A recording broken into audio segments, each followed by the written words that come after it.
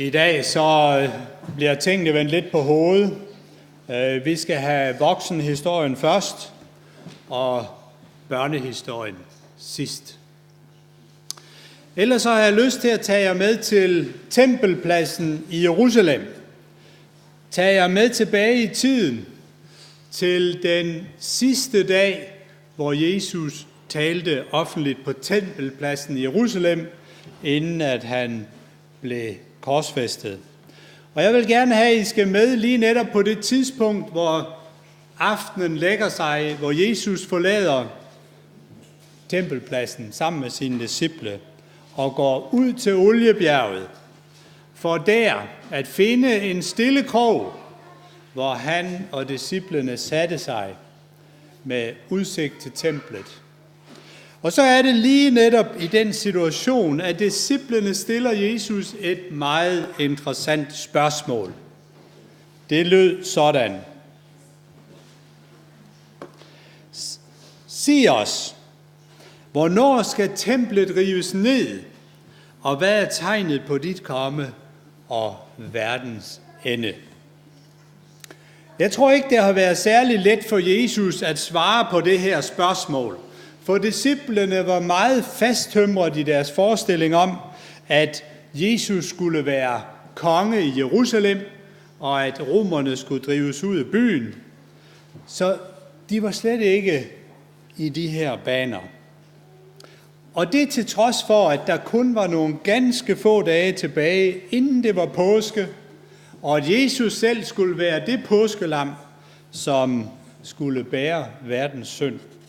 Disciplene, de forstod bare ikke den situation.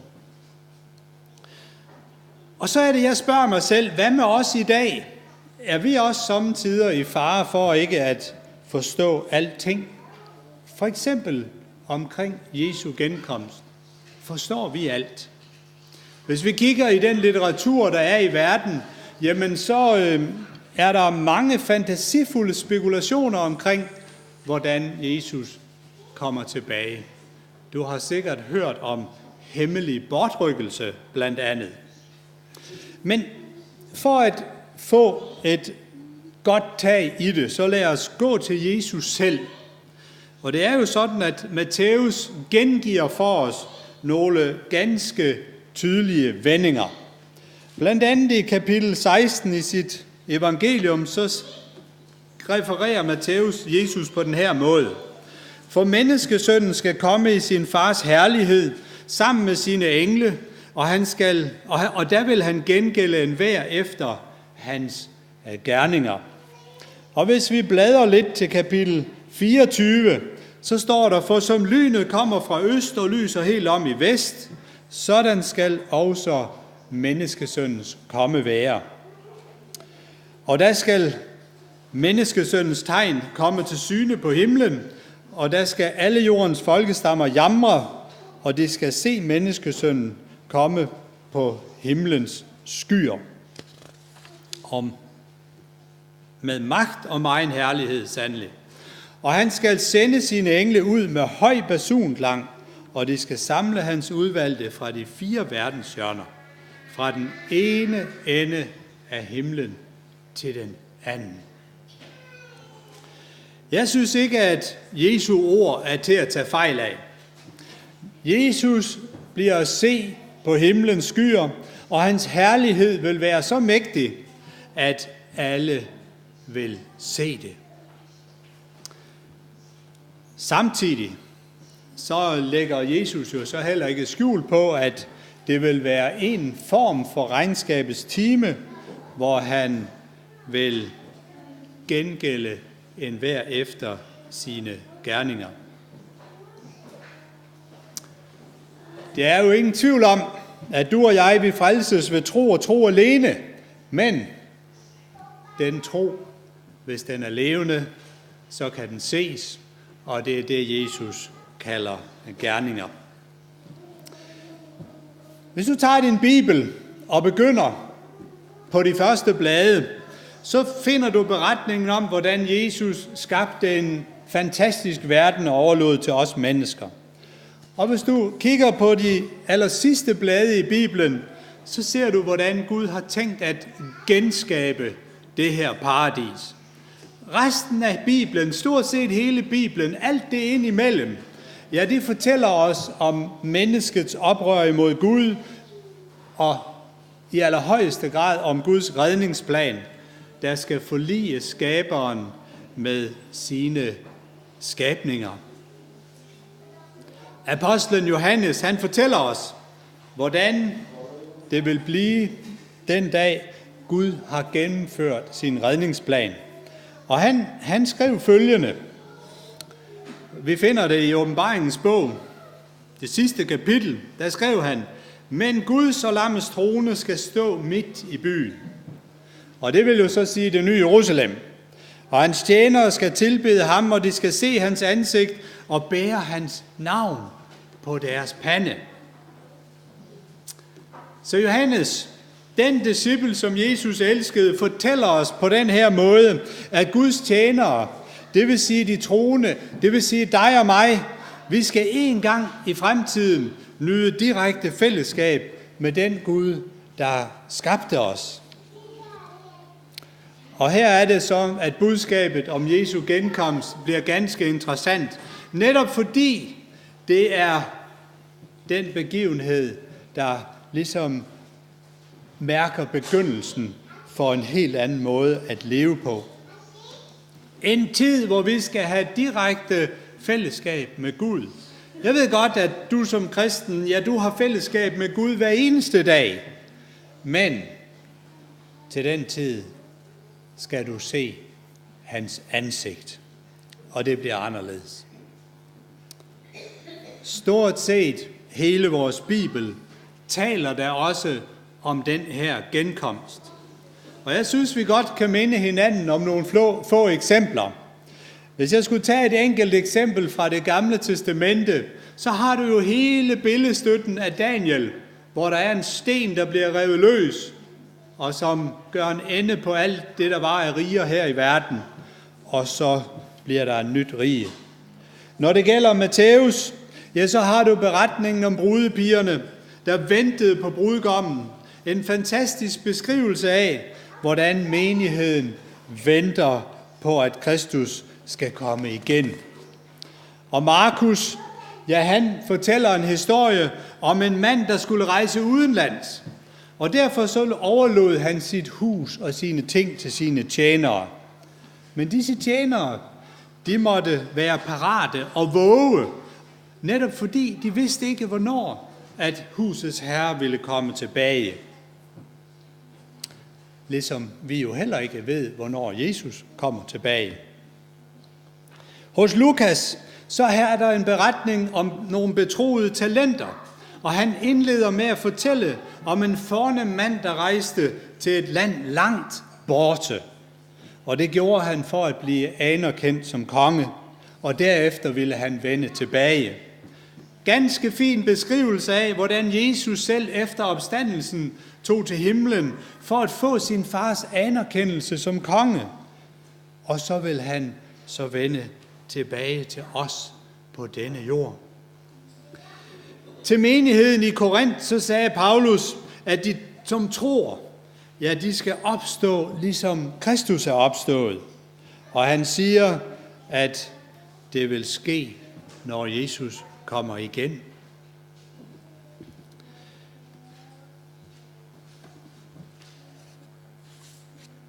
Og til menigheden i Filippi, så sagde Paulus, at du og jeg, vi hører ikke hjemme her på jorden. Vi har vort borgerskab i himlene, hvorfra vi også forventer Jesus Kristus tilbage som vores frelser. Og de troende i Thessalonika, så fortæller Paulus, at Kristus netop kommer fra himlen, og at han kommer for at befri os fra den vrede, som kommer. Og endelig så skrev Paulus på et tidspunkt et brev til sit ægte barn i troen, Titus, og han skrev og kaldte Jesu genkomst for et saligt håb.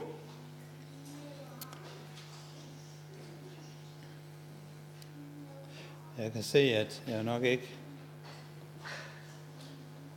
Jeg ved ikke rigtigt, om jeg er kommet i utakt her.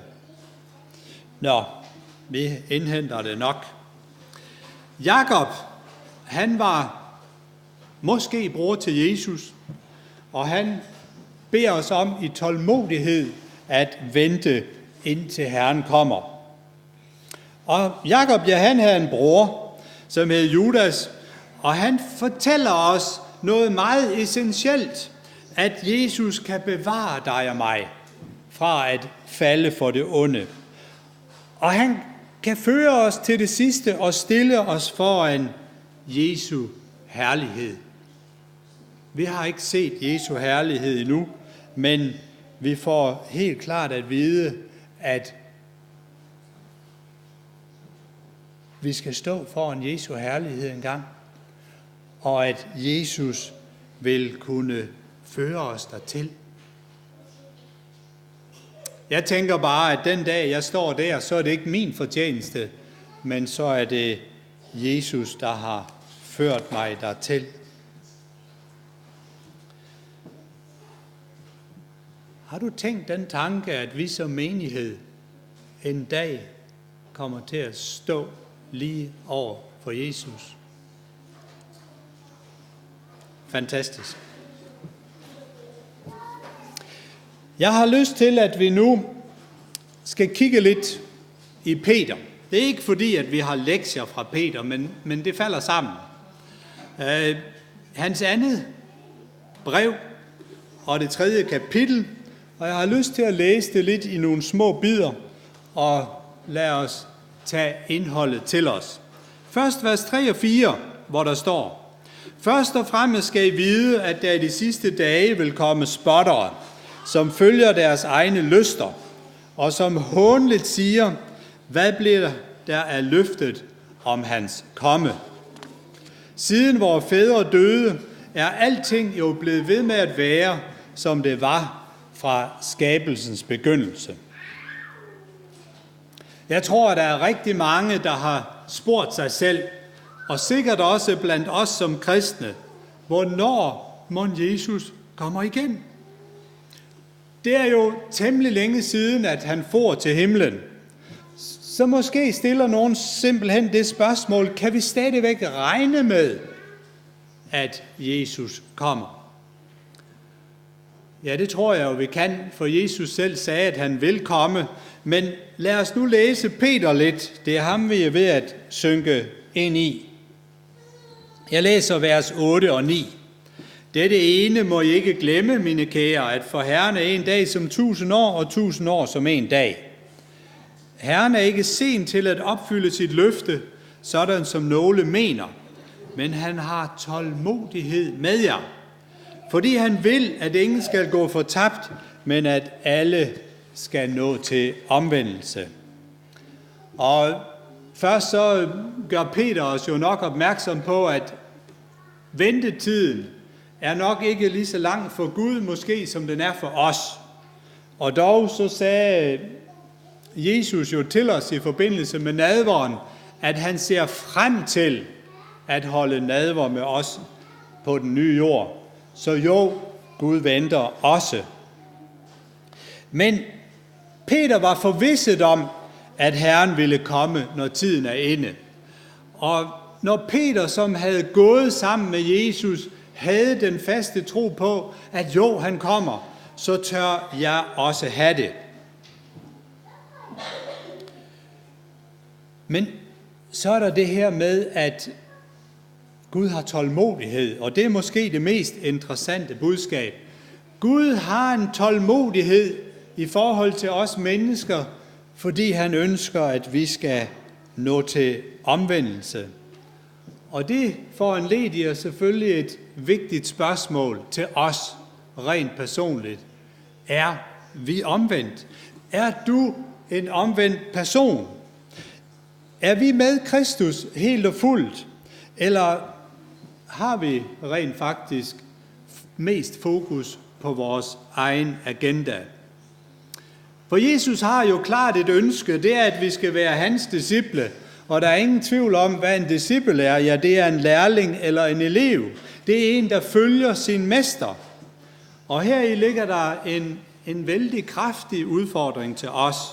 Fordi Jesus er tydelig om, hvad en disciple af ham, hvad det er for en størrelse. Vi kan læse det både i Matthæus 28 og i Lukas 14, hvor Jesus siger, at en disciple, det er en, der elsker ham højere end alt andet.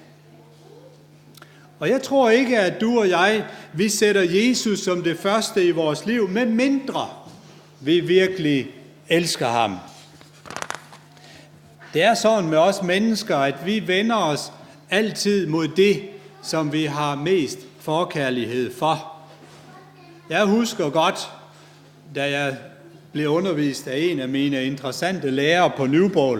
Han bekendte for os en gang, at han havde haft en ny BMW, og at det havde været meget problematisk, for han var altid dybt bekymret, hver gang nogen gik forbi den, om den nu fik en lille skramme.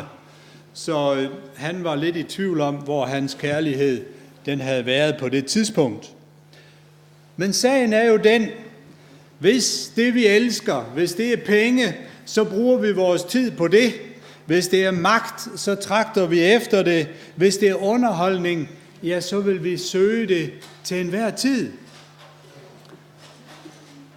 Og jeg tror ikke, der er noget som helst andet end Guds kærlighed, der kan opmuntre dig og mig til at vende os mod Gud. Så sagen er, at du og jeg som kristne, vi må blive så forelskede i Kristus, at vi ikke kan få blikket fra ham, at vi ikke kan få tankerne væk fra ham.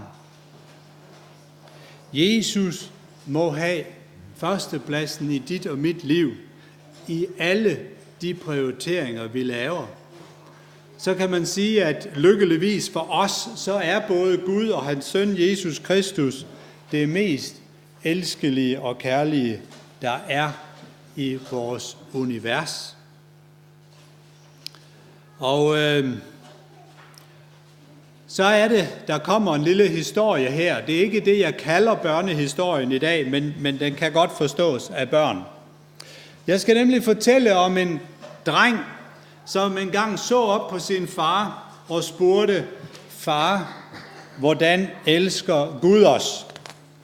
Og faren svarede, jo min søn, Gud elsker os med en betingelsesløs kærlighed. Og drengen, ja, han tænkte lidt over det et øjeblik. Og så spurgte han, far, hvilken slags kærlighed er betingelsesløs kærlighed? Så var det farens tur til at tænke sig om et øjeblik.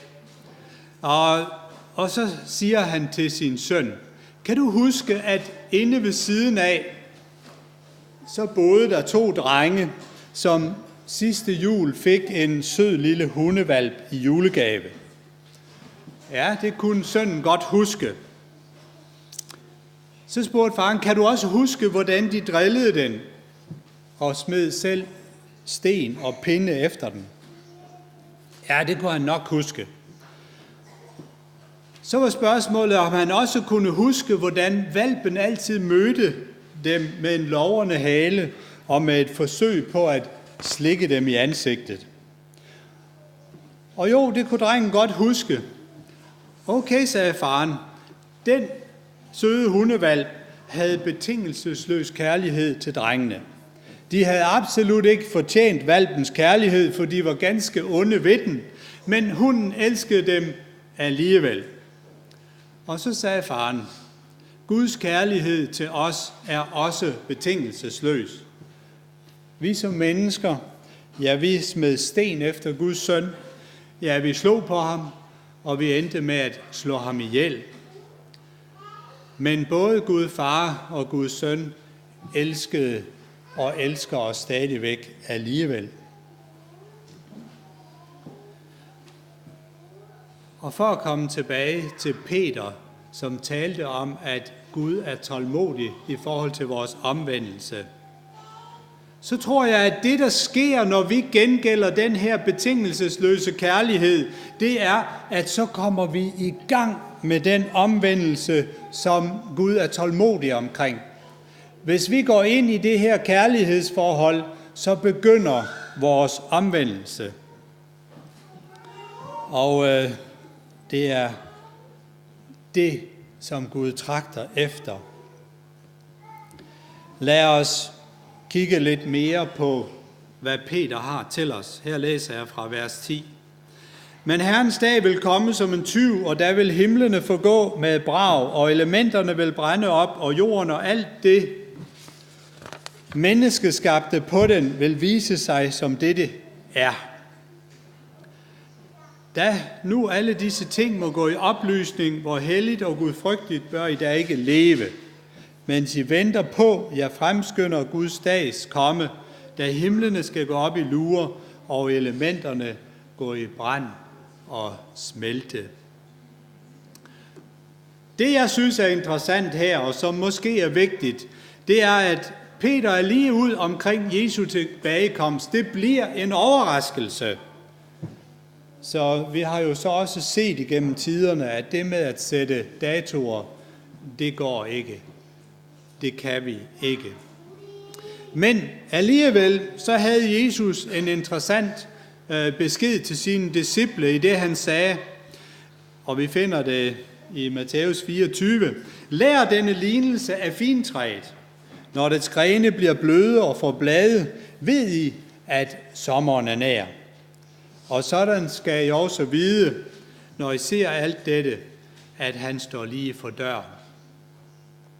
Så Jesus forsøgte altså at fortælle dig og mig, at når vi betragter historiens begivenheder, så bør vi kunne fornemme, når tiden nærmer sig. Jeg ved ikke, hvordan du har det personligt, men jeg tror, at tiden bevæger sig tæt på. Men det er jo måske ikke det mest interessante omkring det, Peter havde i den her tekst. Fordi Peter havde også nogle tanker om, hvordan vi skal leve, mens vi venter, og han taler om at leve helligt og Guds frygtigt, mens vi venter. Der er der heller ingen tvivl om, tror jeg, at Guds frygt er vigtig for os mennesker. Og jeg tror ikke, at vi i sandhed kan elske Gud og glæde os over hans nærvær, hvis ikke at vi har Guds frygt. Guds frygt handler om at give Gud al æren. Det er at elske det, som han elsker, og at gøre hans vilje, også når det strider imod dine og mine egne ønsker. Guds frygt er at sætte ham øverst i enhver situation. Vi som mennesker, vi kan gennemføre gudstjenester, vi kan synge lovsange, og vi kan bringe alle de vidnesbyrd, vi vil. Men hvis ikke vi har Guds frygt i hjertet, så er Gud heller ikke til stede.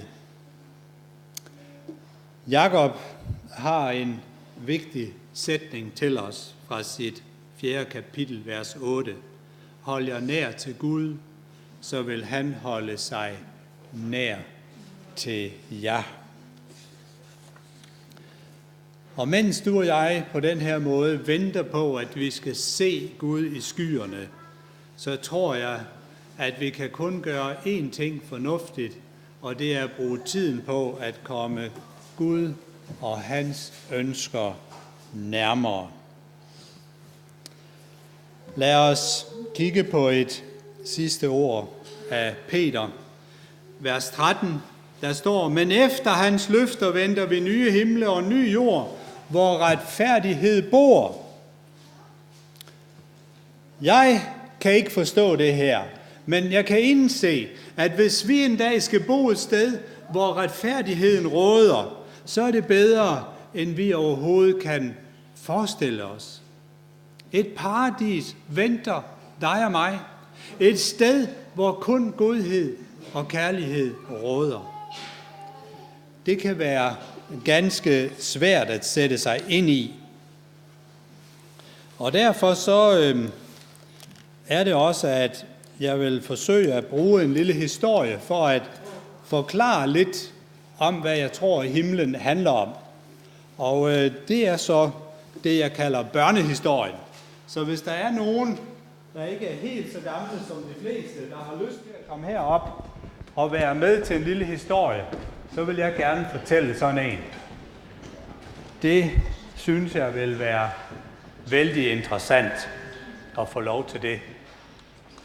Ej, hvor er det dejligt at se, at jeg ikke skal være alene her på første række. Herligt, herligt stof.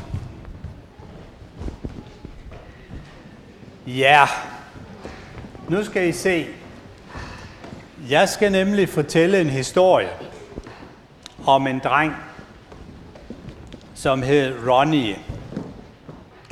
Og han kom en hel del hos sin onkel, der hed Christian. Christian havde en eller anden skomagerforretning, og det var altid spændende at komme hos onkel Christian. Og han spørger så onkel Christian, hvad handler himlen og den nye jord om? Og onkel Christian siger, det skal jeg nok fortælle dig, men det bliver en anden dag. Vi skal nemlig ud på en lille køretur. Så nogle dage senere, så tog onkel Christian Ronnie med ud at køre, og de kørte langt ud på landet. Og der kom de ud til en beskidt kulmine. Og Ronnie tænkte, hvad skal vi sådan et støvet og beskidt sted? Har I prøvet at rode i noget fra et bål, eller en kakkelovn, eller brændeovn? Det kan man blive godt beskidt af. Er det ikke rigtigt? Nemlig. Nu er det så sådan, at de havnede derude ved kulminen. Og nu har jeg så sat et lille billede på. Det er egentlig synd, hvis I sidder sådan, så I ikke kan se det. Men det er en lille hest.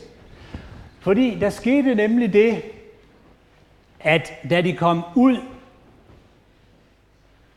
så hørte de noget ramlen og skramlen. Og det var en elevator, der kom op nede fra kulminen. Og da døren blev åbnet, så kom der 6 små kulmineheste ud af elevatoren. 6 små støvede heste, der kom dernede fra kulminen.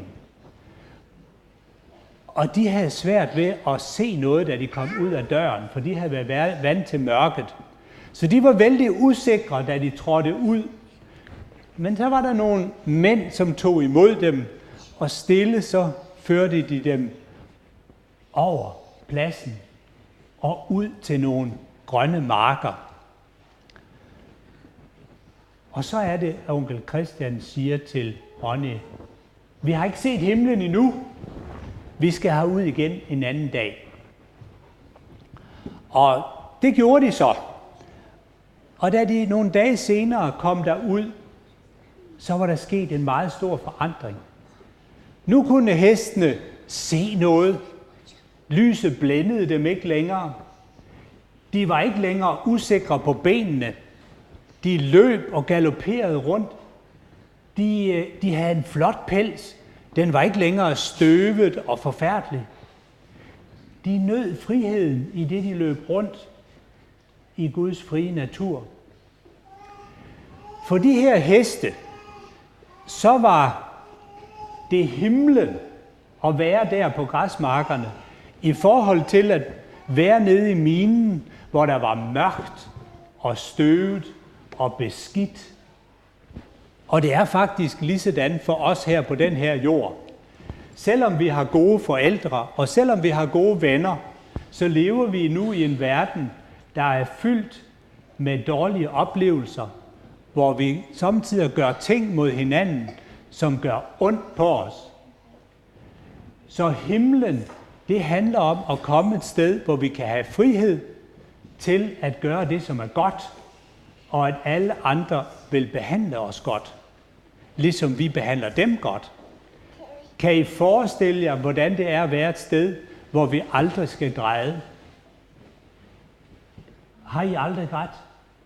Er der nogen af jer, der kan sige, at I aldrig har grædt? Nej.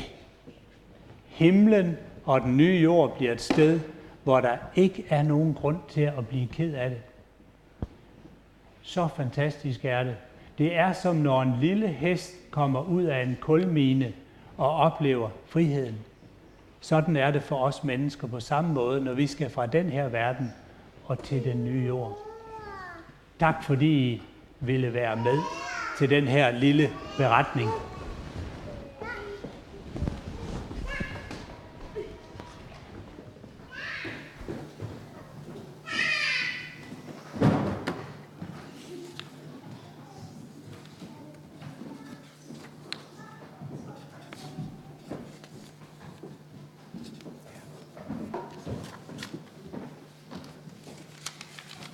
Jeg vil gerne lige oversætte den sang, vi skal synge, inden vi synger den, så alle kan forstå den. Jeg siger, jeg har haft mange tårer og sorger, og mange spørgsmål for morgendagen, og der har været tider, hvor jeg ikke vidste, hvad der var rigtigt og forkert. Men i hver enkelt situation, så gav Gud mig den velsignede trøst, at mine prøver kun kom for at gøre mig stærk. Jeg har været mange forskellige steder og set mange ansigter, og der har været tider, hvor jeg har følt mig helt alene. Men i mine ensomme timer, de værdifulde, ensomme stunder, lod Jesus mig vide, at jeg var hans egen. Jeg takker Gud for bjergene, og jeg takker ham for dalene. Jeg takker ham for de storme, han har ledt mig igennem. For hvis jeg ikke havde haft et problem, så ville jeg ikke vide, at han kunne løse dem. Jeg ville aldrig vide, hvad tro på Gud kunne gøre. Igennem alt, har jeg lært at stole på Jesus. Jeg har lært at stole på Gud. Igennem alt, har jeg lært, at jeg kan være afhængig af hans ord.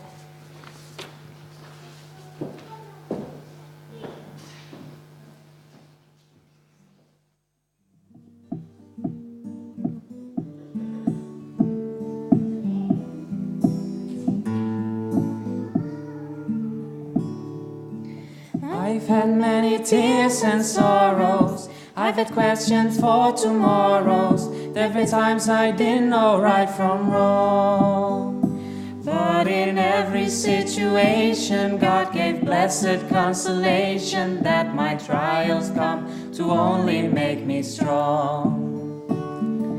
Through it all, I've learned to trust in Jesus. I've learned to trust in God. Through it all, I've learned to depend upon His word. I've been to a lot of places, And I've seen a lot of faces. There've been times I felt so all alone. But in my lonely hours, just those precious lonely hours, Jesus let me know that I was His own. Through it all, I've learned to trust in Jesus. I've learned to trust in God. Through it all, I've learned to depend upon His word. I thank God for the mountains, and I thank Him for the valleys. Thank Him for the storms He brought me through. For if I never had a problem, I wouldn't know that He could solve them. I'd never know what faith in God could do. Through it all, I've learned to trust in Jesus. I've learned to trust in God. Through it all, I've learned to depend upon His word. I've learned to depend upon His word.